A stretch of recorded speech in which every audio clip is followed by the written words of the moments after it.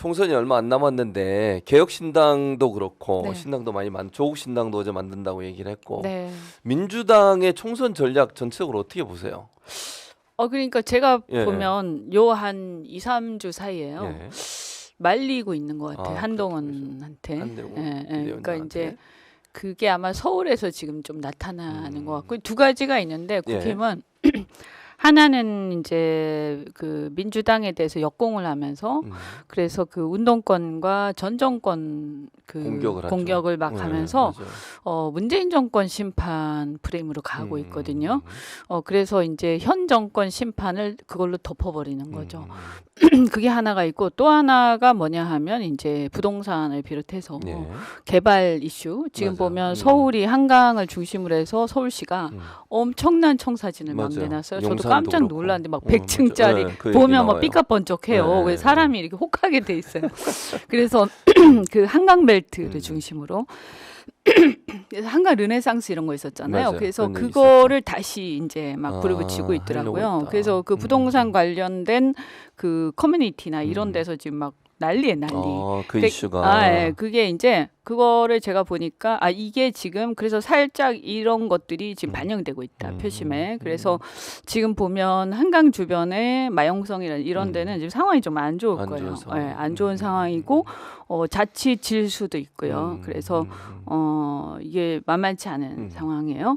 그래서 이 두 가지인데 그 다음에 또 하나가 세 가지가 있어요. 이제 여당의 프리미엄을 적극 네. 이제 이용을 해서 보면 은근히 있잖아요. 민생 그러니까 생활과 관련된 정책 아젠다들을 막 쏟아내고 있어요. 그래서 제가 이제 그 시아버님 엊그저께 또 편찬 저기 또 수술도 받고 막 요즘에 우리 부모 세대들이 다 지금 힘들 때잖아요. 힘들 때죠. 그러니까 저같이 이제 50대 이제 막 들어가는 세대들이 지금 힘들거든요. 부모들 때문에 좀 마음도 힘들고 여러 가지로. 그런데 그런 사람들한테 어필하는 거를 막 내놓는 거예요. 제가 정책들을. 네, 그러니까 제가 보면 이제는 사람들이 프라이버시가 중요하기 때문에 예. 경로당을 잘 안 가요. 노인들도. 옛날 노인들이나 가요. 그 농경 시대의 산물이거든요. 그러니까 좋긴 하지만 다 모여서 한 집에 한 방에 모여서. 근데 요즘에는 농경 시대가 아니라 다 개인화돼 있기 때문에 노인들도 그런 환경이 별로 안 좋아해요. 그래서 대부분 이제 가긴 가죠. 갈 데 없으면 가죠. 하지만 지금 뭘 선호하느냐 이제 실버타운, 시니어 하우스 이런 걸 선호하는데 그 문제가 너무 비싸고 그 다음에 몇 군데 없어요. 그래서 이게 보편화되지 않았거든요. 근데 보니까 시니어 하우스 확대. 그 다음에 점심 못 먹는단 말이야 노인들이. 왜냐하면 다 맞벌이 하니까. 그래서 노인들 점심을 이제 경로당에서 주겠다 하는 그런 거 이런 거를 막 공약을 했어요 지금. 그래서 왜냐하면 이거는 제가 굉장히 중요하다고 생각하고 제 책에도 썼던 내용들이기 때문에.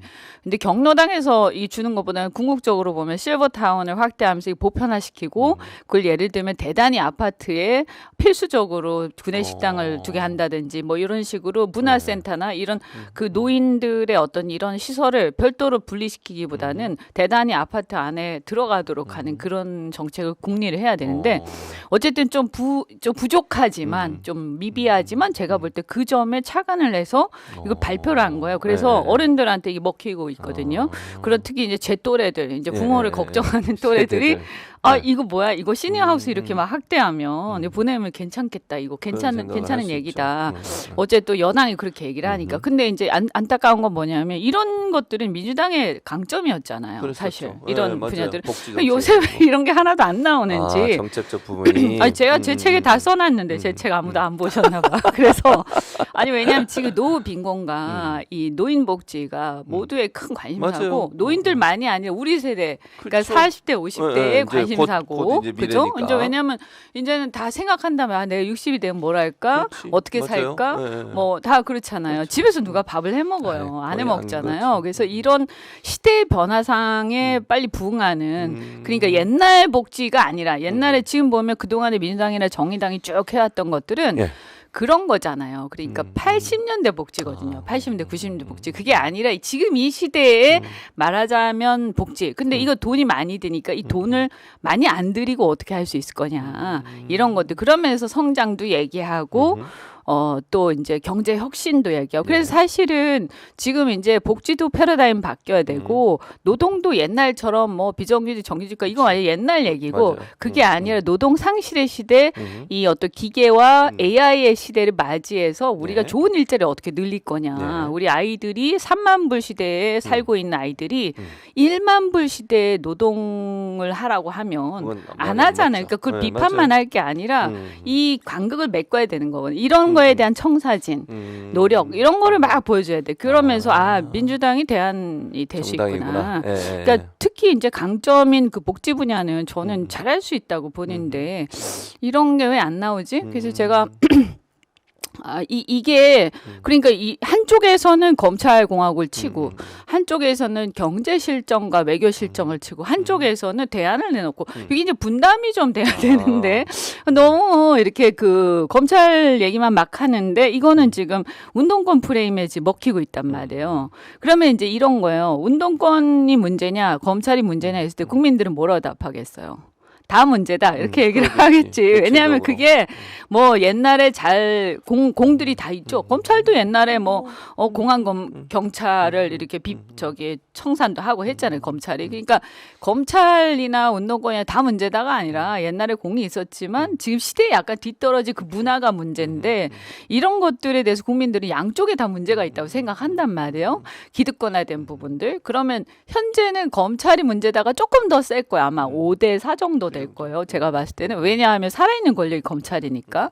근데 분명히 지난 권력인 문재인 정권 때 운동권에 대한 문제의식이 중도까지 다 있었단 말이에요. 그러면 이거를 예를 들어서 운동권이 문제다 하는데 운동권 문제가 아니다. 이렇게 싸우면 이러면 싸움이 저쪽 운동장에서 놀게 되는 거예요. 근데 제가 보니까 당사자들이 이제 뭐 쭉 있잖아요. 당사자들 민주당에 어쨌든 운동권에 이제 전대협 의장이라든가 대표적인 운동권들이 있다 보니까 그분들이 이제 발끈하면서 자꾸 그 프레임 안에서 그게 아니야. 우리는 훌륭했어. 이러면서 막 싸우는 거. 그게 아니고 이런 공도 있었지만 과가 분명히 있었다. 이거 인정하고 이거 우리 성찰 중이다. 그래서 혁신하려고 하는 거 아니냐. 그래서 친문 싸움이 아니고 사실은 이 당내 혁신 과정에 있으니까 지켜봐 달라. 그런데 니는 뭐 하고 있냐. 니네는 지금 이 정권을 책임지는 입장에서 잘한 거 있어. 이러면서 역공을 막 해야 되는데 정권 심판이 사라져 버렸어요. 맞아요. 사라져 버렸어요. 그래서 국민들이 지금 좀 굉장히 오래된 일처럼 얼마 전까지 이태원 참사 문제도 있었고 그다음에 최상병 사건도 있었고 그다음에 또 중요한 게 경제 실정이 이 정부의 잘못된 무역 그다음에 이 이분법적인 외교 이것 때문에 러시아 중국하고 다 나빠지고 이러면서 우리만 지금 고립돼 있는 상황이잖아요. 이게 경제 실정하고 다 연결돼 있는 거란 말이에요. 그러니까 경제 실정을 공격을 하면서 지금 이 민생이 어려운 게 다 윤석열 정권의 뭐 다는 아니지만 상당한 책임이 있고 지난 정권이 잘못된 부분이 있었다 하면 우리는 성찰하고 있다. 그리고 혁신하고 있고 하지만 정작 그래서 정권 교체된 2년 동안 니네 뭐 했어? 이러면서 그러니까 일단 견제해야 되겠어. 우리도 혁신하지만 니네가 책임이 있잖아. 이러면서 공격을 막 들어가야 되는데 여기에서 무너지고 아니야 우리 운동권 잘했어. 이렇게 싸우고 있단 말이에요. 그러면 국민들이 볼 때 운동권이 잘했냐 못했냐를 가지고 싸우게 되니까 어쨌든 비판적으로 보는데 그렇잖아요. 그래서 이거는 완전히 프레임에 말려가지고 지금 이 상태를 지속하면 굉장히 위험하다. 그래서 결국 프레임 전환해야 되고 정권 심판론의 프레임을 강하게 걸어야 된다. 강하게 걸고 그다음에 성찰과 혁신은 우리 하고 있다. 하고 있다. 니나 잘해라. 이렇게. 니나 잘해라. 너나 잘하세요. 정권 교체 이후에 그러면 당신들 뭐해서 한동훈 뭐 했냐? 네가 책임자잖아. 입이 10개라도 할 말이 없어. 네가 얘기를 해봐라고 공격을 하려면 나의 부족함을 인정하면서 상대를 공격해야 되거든요.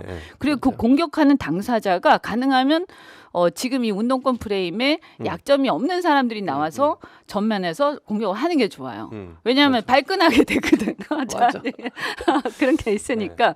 그래서 어쨌든 제가 볼 때는 뭐 이재명 대표가 그 세수는 세부대에 담겠다 뭐 이런 얘기도 했는데 어쨌든 이런 게 뭐 하루아침에 될 수는 없죠. 그래서 더디더라도 어쨌든 앞으로 가겠다, 뭐 혁신하겠다 이런 메시지인 것 같아요. 저는 그건 좋게 평가를 하고요. 알겠습니다. 그런데 하여튼 프레임을 잘 잡아야 된다. 이렇게 가면 지금 서울 되게 위험해지고 음. 그게 이제 경기도까지 퍼지면 음. 선거 어떻게 될지 모르는 거예요 지금. 프레임을 잘 잡아야 된다 그렇게 제안을 해주셨고요.